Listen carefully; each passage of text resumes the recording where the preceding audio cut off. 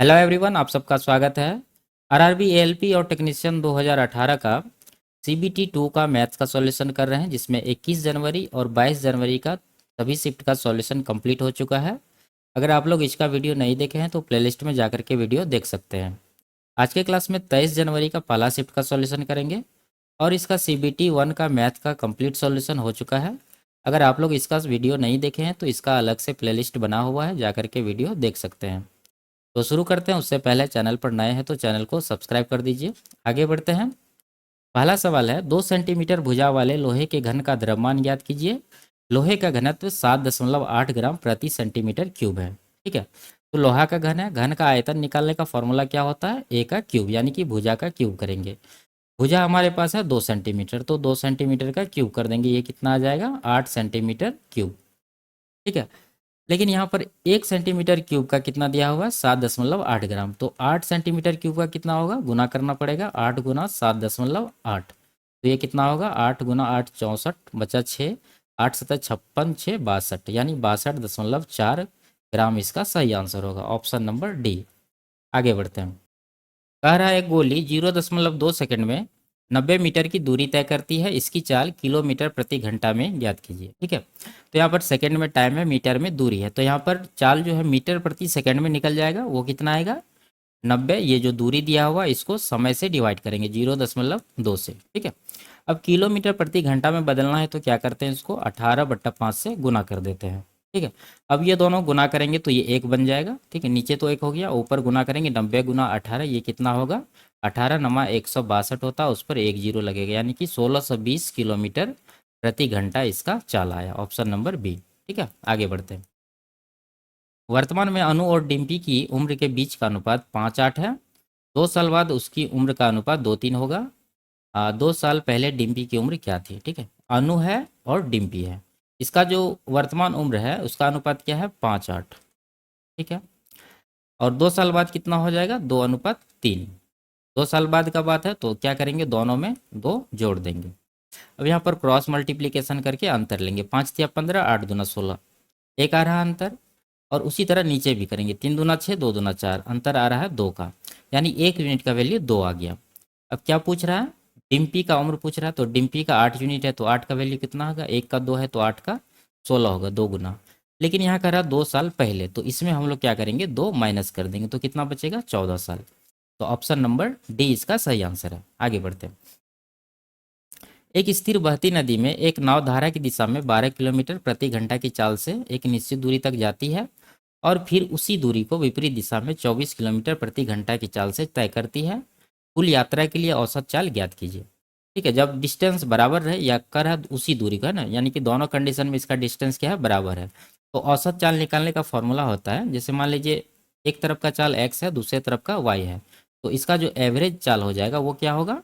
2xy बट्टा x plus Y. तो यहाँ पर ये फॉर्मूला का यूज करेंगे। 2 गुना पहला चाल है 12 और दूसरा चाल क्या है? 24, और नीचे दोनों को जोड़ के देंगे, यानी 12 प्लस 24।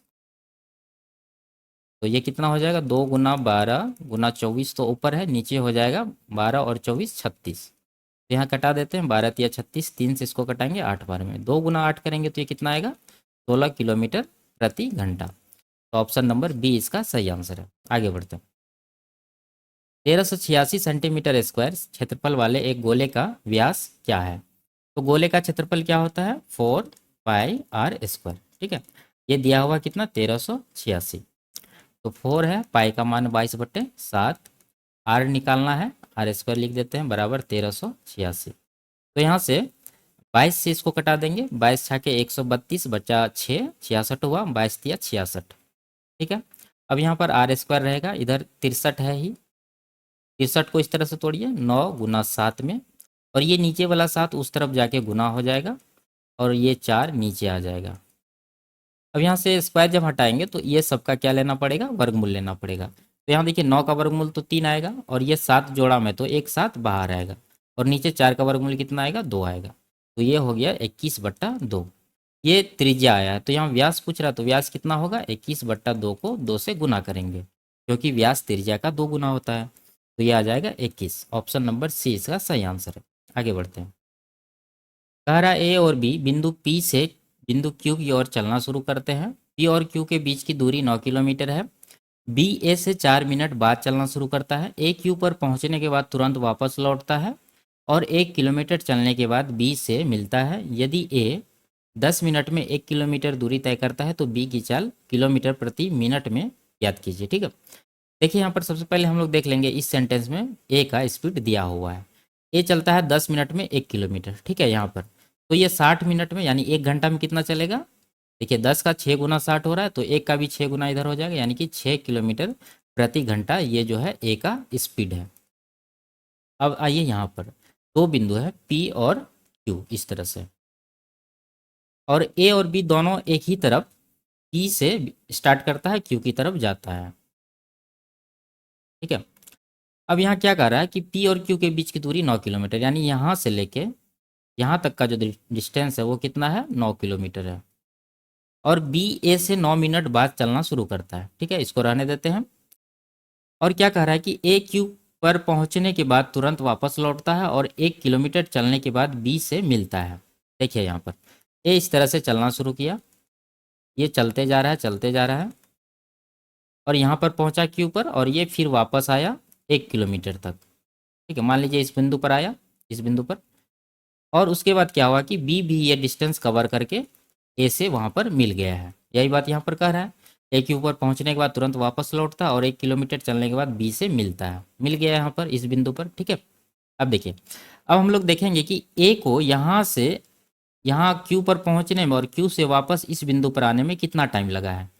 तो उसके लिए सबसे पहले डिस्टेंस देखना होगा। यहाँ से पी से क्यू तक का डिस्टेंस है 9 किलोमीटर। ठीक है, और ये जो 1 किलोमीटर ये डिस्टेंस है 1 किलोमीटर, तो ये भी तो कवर किया है ए, तो कुल डिस्टेंस ये कवर कर लिया है 10 किलोमीटर। लेकिन ए का स्पीड कितना है, 6 किलोमीटर प्रति घंटा। तो ए का जो टाइम होगा, ठीक है, ए का जो टाइम होगा वो कितना होगा, टोटल डिस्टेंस 10 किलोमीटर और इसका जो स्पीड है 6 से डिवाइड करेंगे, यानी कि 2 पंचे 10, 2 तिया 6, ये आ गया 5/3 घंटा। अब बताइए ए का टाइम निकल गया तो बी को कितना टाइम लगा होगा। देखिए ये जो बी है यहाँ कह रहा है कि ए से 4 मिनट बाद चलना शुरू किया है, तो इसका मतलब बी को इससे 4 मिनट का कम समय लगा होगा। ठीक है, तो बी का टाइम निकाल लेते हैं। यहाँ पर बी का जो टाइम है वो कितना होगा, 5/3 घंटा ये ए का टाइम, इसमें से ये 4 मिनट ये जो है इसको डिवाइड करेंगे, मतलब माइनस करेंगे। ठीक है, तो 4 मिनट में तो इसको घंटा में बदल लेते हैं क्योंकि ये 5/3 घंटा में, तो इसको 60 से डिवाइड करना पड़ेगा। 4 एका 4 और 15 चौके 60, ये 1/15 आया। इसको माइनस करेंगे तो एलसीएम 15 आएगा, 3 पचे 15, 5 गुना 5 25 होगा, इधर 1, यानी कि ये आ गया 24/15। घटाते हैं 3 अट्ठा 24, 3 पचा 15, यानी इसका टाइम आ गया 8/5 आवर। ठीक है, अब बी का चाल पूछ रहा है तो बी का चाल निकाल लेते हैं। बी कितना दूरी कवर किया है, देखिए यहाँ से चला है यहाँ तक 1 किलोमीटर, यहाँ से यहाँ तक का दूरी है, तो ये दूरी कितना बचा, 8 किलोमीटर। ठीक है, यहाँ से यहाँ तक का दूरी कितना बचा, 8 किलोमीटर। तो बी का जो स्पीड होगा वो क्या होगा, कुल दूरी यानी कि 8, उसको ये 8/5 इसका जो टाइम निकला इससे डिवाइड करेंगे, तो 8 नीचे रहेगा लेकिन 5 ऊपर चला जाएगा, तो 8 कटेगा, ये आ जाएगा 5 किलोमीटर प्रति घंटा। लेकिन यहाँ क्या पूछ रहा है, मिनट में, तो इसको क्या करेंगे, 5 को 60 से डिवाइड कर देंगे, ये आ जाएगा 5 का 5, 5 से 12 बार में, यानी कि 1/12 किलोमीटर प्रति मिनट। Option number A. ठीक है, आगे बढ़ते हैं, इसको सॉल्व करना है। देखिए सबसे पहले ये छोटी कोष्टक है, इसको सॉल्व कर लेते हैं। ये कितना हो जाएगा, ये 15 अट्ठा 120 हुआ, 120 को 6 से डिवाइड करेंगे तो ये कितना आएगा, 20, और यहाँ प्लस है तो 20 और 12 जोड़ेंगे तो ये आएगा 32। ठीक है, अब 25% ऑफ 32 करना है, यानी कि 32 का 25% कितना आ जाएगा, 32 का 1/4 8 होगा। अब ये कोष्टक समाप्त। अब यहाँ पर आइए, यहाँ कुछ नहीं तो क्या है, गुना है, तो 8 गुना 2 करेंगे तो ये कितना आ जाएगा, 8 दूना 16। यहाँ माइनस है तो 20 में 16 माइनस करेंगे तो कितना बचेगा, 4। ऑप्शन नंबर सी इसका सही आंसर है। आगे बढ़ते, यदि a माइनस बी 5 है, ए बी 14 है, तो ए स्क्वायर प्लस बी स्क्वायर का मान ज्ञात कीजिए। सभी शिफ्ट में इस तरह का सवाल पूछा जा रहा है, सिर्फ डेटा इसका बदल दे रहा है। तो यहाँ पर क्या होगा, देखिए 7 दूना 14 होता है, अगर इसको 7 2 लेंगे तो 7 दूना 14, इधर भी अगर 7 2 लेंगे तो 7 में से 2 घटेगा 5, तो ये 7 2 पर सेटिस्फाई कर रहा है, तो इसका वैल्यू 7 हो जाएगा, यानी कि 7 का स्क्वायर प्लस 2 का स्क्वायर, 49 + 4 यानी कि 53 इसका सही आंसर होगा, ऑप्शन नंबर डी। आगे बढ़ते हैं। यदि ए, बी और सी क्रमशः 12, 18 और 36 दिनों में एक काम को अकेले पूरा कर सकते हैं। ठीक है, ए है, बी है, सी है। ए करता है 12 दिन में, बी करता है 18 दिन में और सी करता है 36 दिन में। वे सभी 2 दिन के लिए काम एक साथ काम करते हैं, फिर बी काम छोड़ देता है। ए और सी एक साथ काम करते रहें तो शेष कार्य को कितने दिनों में पूरा करेंगे? तो पहले कुल कार्य निकालते हैं। इन तीनों का एलसीएम 36 आएगा। डिवाइड करेंगे 3, इसको डिवाइड करेंगे तो ये आएगा 2 और इसको डिवाइड करेंगे तो 1 आएगा। वे सभी 2 दिन तक काम करते हैं, तो 2 दिन में तीनों के द्वारा कितना काम होगा? देखिए कुल कार्य क्षमता कितना हुआ? 3, 3 2 5, 5 1 6। 6 यूनिट के हिसाब से 2 दिन में काम हो जाएगा 12। ठीक है, टोटल काम 36 है, इसमें 12 काम यहाँ पर हो चुका है, तो कितना बचा? 24 यूनिट काम अब शेष रह गया। फिर बी काम छोड़ देता है, अब ए और सी ही काम करता है। तो ए और सी का कितना कार्य क्षमता होगा? 3 है ए का और सी का है 1, 3 1 4। अब 4 यूनिट के हिसाब से कितना टाइम लगेगा? 4 से इसको डिवाइड करेंगे तो 6 दिन। तो 6 दिन इस सवाल का सही आंसर होगा, ऑप्शन नंबर ए। आगे बढ़ते हैं। 2 बिंदु है, दोनों का निर्देशांक यहाँ दिया हुआ है। कह रहा है कि इसको जोड़ने वाले प्रतिच्छेद के मध्य बिंदु का निर्देशांक क्या होगा?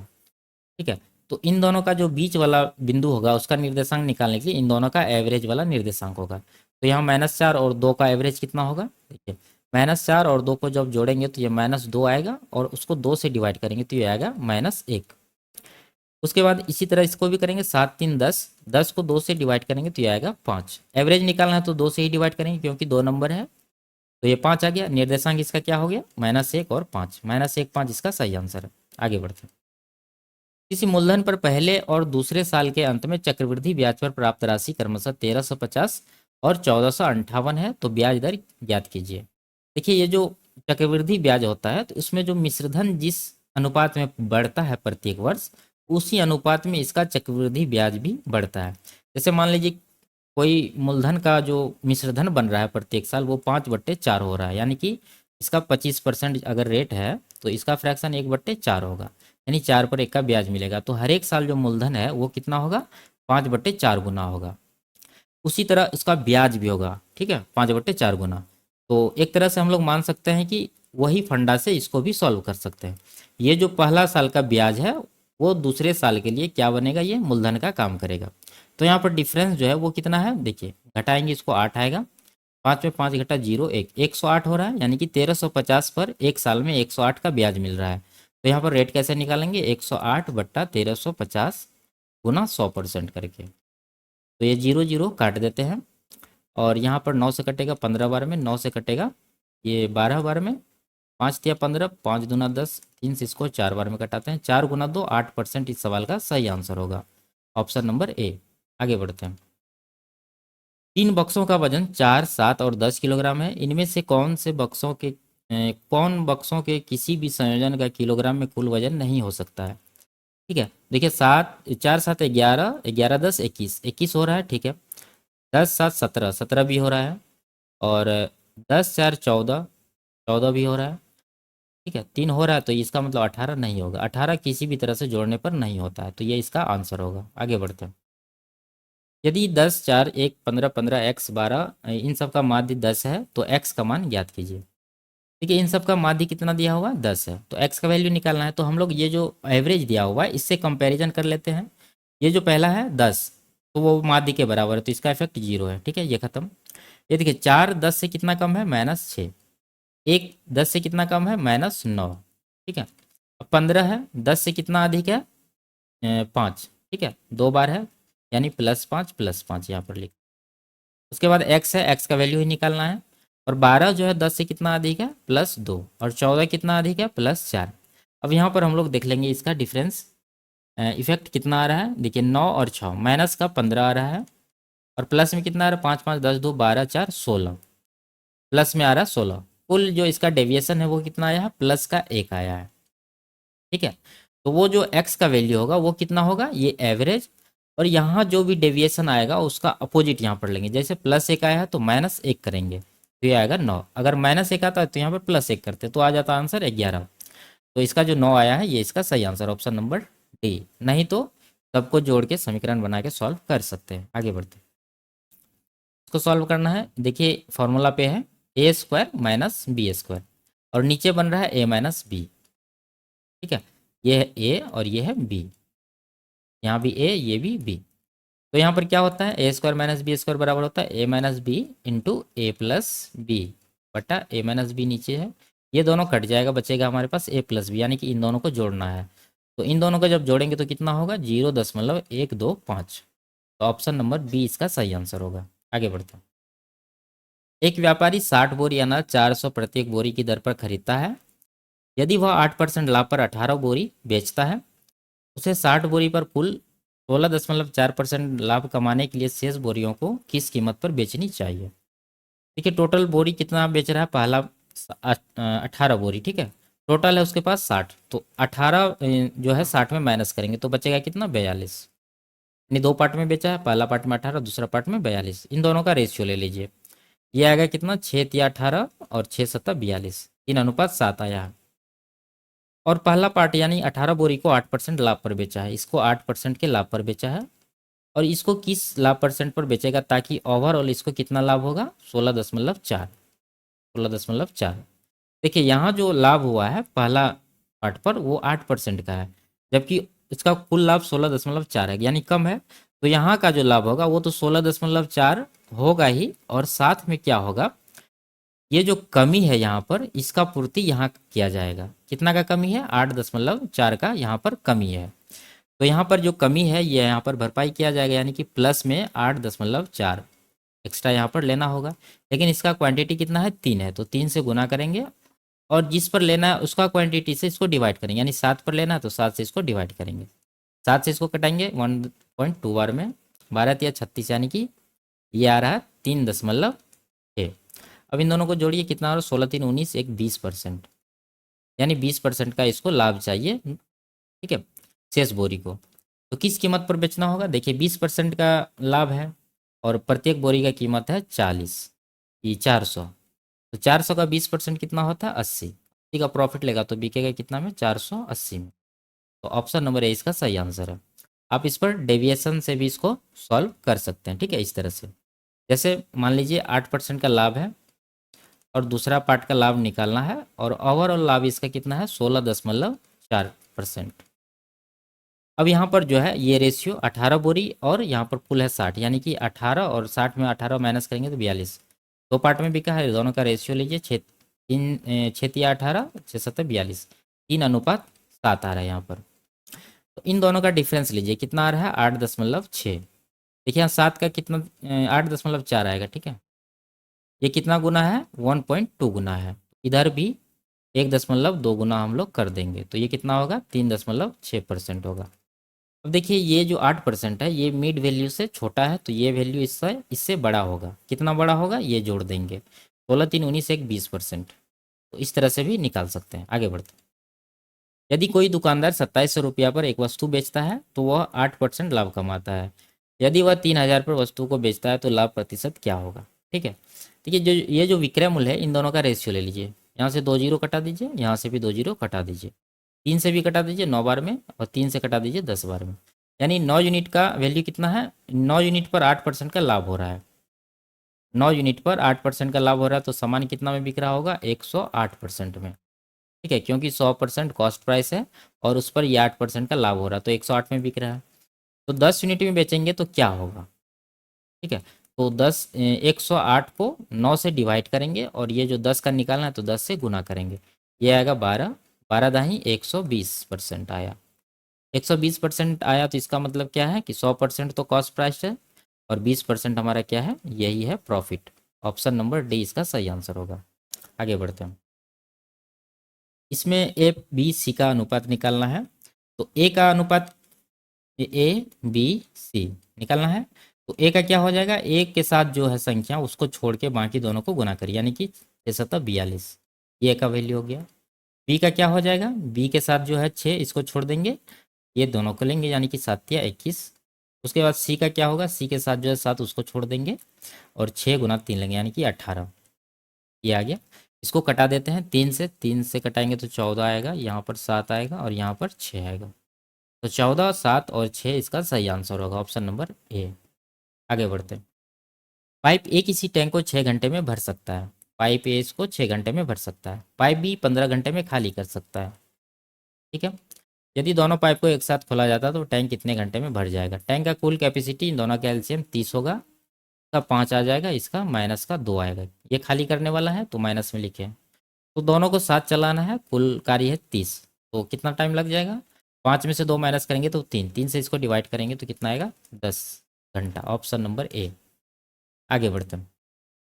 इसमें एक्स का वैल्यू निकालना है। देखिए रूट एक्स है प्लस 0.24 है, और यहाँ देखिए 1296 का वर्गमूल क्या होता है? 36 होता है। ठीक है, लेकिन यहाँ दशमलव जो है 4 अंक के पहले है, तो यहाँ इसका जो वर्गमूल है उसमें 2 अंक के पहले दशमलव यहाँ पर होगा इस तरह से।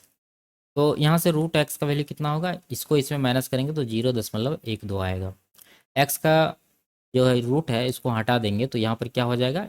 स्क्वायर करना होगा, यानी कि 144 तो होगा ही 12 का स्क्वायर, लेकिन यहाँ दशमलव जो है 2 अंक के पहले है तो इसका वर्ग में 4 अंक के पहले करना पड़ेगा। तो 1 2 3, एक अंक और 0 दे देते हैं, उसके पहले दशमलव लगाते हैं ना। 0.0144 इसका सही आंसर होगा, ऑप्शन नंबर सी। आगे बढ़ते हैं। 5 sin θ - 2 cos θ का मान ज्ञात करिए यदि थीटा 30 डिग्री है। देखिए ये गलत है, यहाँ कॉस नहीं कॉसेक है, ठीक है, यहाँ इंग्लिश में देखिए। तो यहाँ पर साइन 30 का वैल्यू कितना होता है? 5 है, उसको देंगे ही। साइन 30 का वैल्यू होता है 1/2 -2, कॉस 30 का होता है, ये कॉसेक 30 का होता है 2। तो ये कितना आ गया? 5/2 आएगा, यहाँ पर 4 आ गया। तो एलसीएम 2 आएगा, 5 माइनस 4 दूना 8 होगा, ये आ जाएगा -3/2, ऑप्शन नंबर बी। आगे बढ़ते हैं। ए अकेला 15 दिन में एक कार्य कर सकता है। ए जो है 15 दिन में कर सकता है। बी अकेला 14 दिन में कर सकता है। यदि वे दोनों 5 दिनों के लिए एक साथ काम करते हैं, कार्य कितना शेष बचा? तो ये देखिए 35 दिन है, ठीक है, ए जो है 35 दिन में करता है। तो 35 और 14 का एलसीएम आ जाएगा 70, कुल कार्य हो गया 70 यूनिट।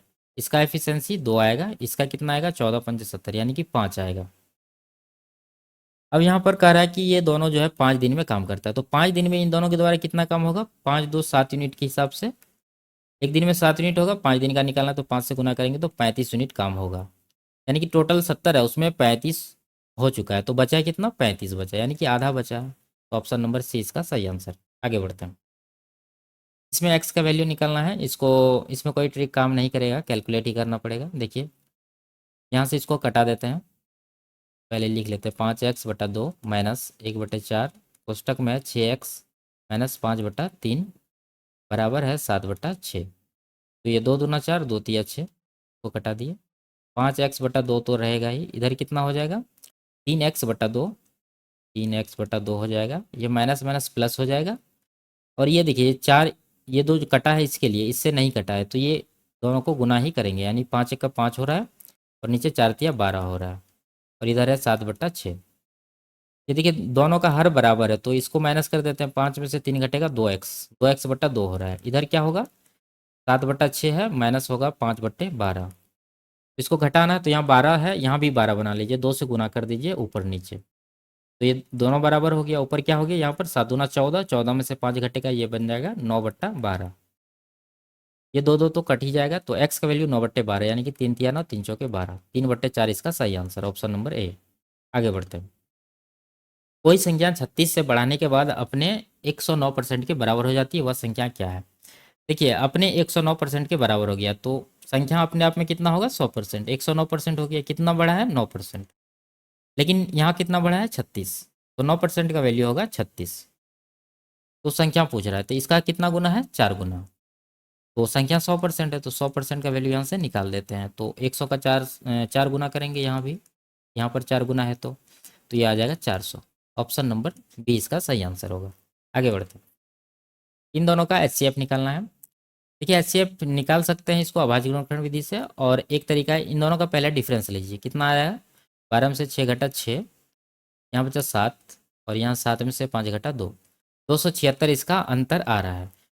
इसका जो एचसीएफ है या तो 276 होगा या नहीं तो 276 का कोई फैक्टर होगा, ठीक है। तो 276 को आप इस तरह से लिख सकते हैं, 46 गुना 6 होता है 276। तो यहाँ पर ऑप्शन में तो 46 ही है, तो ये इसका एचसीएफ होगा, ठीक है।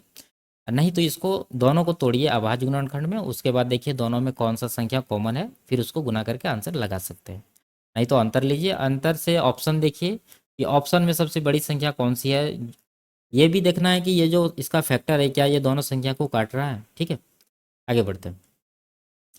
एक कर्मचारी का मासिक वेतन 12,600 है। वह इसका 5/7 भाग खर्च कर देता है। यदि उसका वेतन 1/3 बढ़ जाता है और खर्च में वर्तमान खर्च के 1/5वें भाग की वृद्धि हो जाती है, तो अब वह अपने वेतन का कितना हिस्सा बचा पाएगा। देखिए यहाँ क्या कर रहा है, वह अपना वेतन का जो है 5/7 भाग खर्च करता है। यानी उसका वेतन अगर 7 यूनिट होगा, यानी ये सैलरी है और ये इसका एक्सपेंसेस है। अगर 7 यूनिट उसका सैलरी होगा तो उसमें 5 यूनिट वो खर्च कर देता है। ये दोनों का रेशियो है। उसके बाद क्या कर रहा है कि इसका वेतन जो है 1/3 बढ़ जाता है, तो यानी कि एक का वृद्धि होता है 3 पर, तो कितना हो जाता है, ये हो जाता है 4/3। ठीक है, वेतन 4/3 हो गया। उसी तरह खर्च भी कितना बढ़ा है, 1/5 बढ़ा है, तो 5 पर 1 का वृद्धि यानी कि इसका खर्च हो जाएगा 6/5। ये अब नया रेशियो हो गया। तो कटा लीजिए, 2 से 2 बार में, 2 से 3 बार में, 5 5 तो कट ही जाएगा। ये 7 दूना 14 हो गया, 3 उधर जाके गुना हो जाएगा, उधर नहीं है मतलब पूरा रेशियो को 3 से गुना करेंगे तो ये 3 कट जाएगा और ये 3 यहाँ पर गुना हो जाएगा। ये अनुपात बन जाएगा 14 और 9 का। तो यहाँ देखिए कितना बचा पा रहा है, 14 सैलरी है, 9 खर्च हो रहा है, तो 5 इसका बचत हो रहा है। 5 बचत हो रहा है लेकिन टोटल इसका सैलरी कितना है, 14। तो ये सैलरी का 5/14 ही बचा पा रहा है, वही पूछ रहा है। तो ऑप्शन नंबर ए इसका सही आंसर होगा। आगे बढ़ते हैं। 8 सेंटीमीटर भुजाओं वाले समबाहु त्रिभुज का क्षेत्रफल क्या होगा। देखिए समबाहु त्रिभुज का क्षेत्रफल इस तरह से आप लोग निकाल सकते हैं। कोई भुजा मान लीजिए 2x इसका भुजा है, तो इसका जो क्षेत्रफल होगा वो कितना होगा, √3 तो रहेगा ही, साथ में x² हो जाएगा। यानी कहने का मतलब ये जो भुजा है इसको 2 से आप डिवाइड करिए और उसका स्क्वायर करके √3 से गुना कर दीजिए। जैसे यहाँ 8 है, 8 को 2 से डिवाइड करना है, 4 आएगा, 4 का स्क्वायर 16 हो रहा है, उसके साथ में √3 लगा देंगे, यही इसका क्षेत्रफल हो जाएगा, ऑप्शन नंबर बी। नहीं तो √3/4 इंटू a² यानी 8 गुना 8 करके भी निकाल सकते हैं। 8 दूना 16 √3 ही आएगा। आगे बढ़ते हैं। यहाँ ग्राफ में दिया हुआ x और y बनाने के आवश्यक सभी अवयवों को दर्शाया गया है। अगर सलाद x के घटक b को 100 ग्राम कम कर दिया जाए और सलाद y के घटक e को 25% तक बढ़ा दिया जाए तो सलाद y सलाद x से कितना हल्का होगा। देखिए यहाँ पर कह रहा है सलाद x का जो घटक है b, तो x वाला कौन सा, x है ब्लू वाला, और इसका घटक b है, वो कितना है, 600 है। अब 600 नहीं रहेगा, यहाँ पर कह रहा है घटा देने के लिए 100 ग्राम इसको कम कर देंगे, तो 600 है तो 100 कम करेंगे तो कितना हो जाएगा, ये हो जाएगा 500। ठीक है, आगे देखिए। सलाद y के घटक e को 25% बढ़ा दिया जाता है। e का घटक कहाँ है, सलाद y ये रेड वाला है और इसका e देखना है, यहाँ पर 400 है। ये 400 अब नहीं रहेगा क्योंकि यहाँ कह रहा है क्या, 25% बढ़ा देने के लिए। तो 400 का 25% 100 होता है, तो 400 में 100 जोड़ेंगे तो ये कितना हो जाएगा, 500। अब ये डेटा लेके इससे पूछ रहा है कि सलाद y जो है x से कितना हल्का होगा। तो x वाला का जोड़ते हैं कि कितना वजन हो रहा है, 5 5 5 10 10 2 12 12 3 15 15 15 1 16 16 4 20, ये हो रहा है 2000। और y का निकालते हैं, 3 3 1 4 4 2 6 2 8 8 5 13 13 3 16, ये हो रहा है 1600। तो ये देखिए x से कितना हल्का है, ये 400 का यहाँ पर कमी है। तो ये 400 जो है 2000 का कितना परसेंट है, x से पूछ रहा है तो x को बेस वैल्यू रखेंगे, यानी कि 400 2000 का कितना परसेंट है। तो यहाँ पर निकाल देते हैं, 2 जीरो यहाँ से काटते हैं, 1 जीरो यहाँ से, 2 से इसको कटाएंगे 20 बार में, तो ये आएगा 20%। ऑप्शन नंबर 20 का सही आंसर होगा। आगे बढ़ते हैं।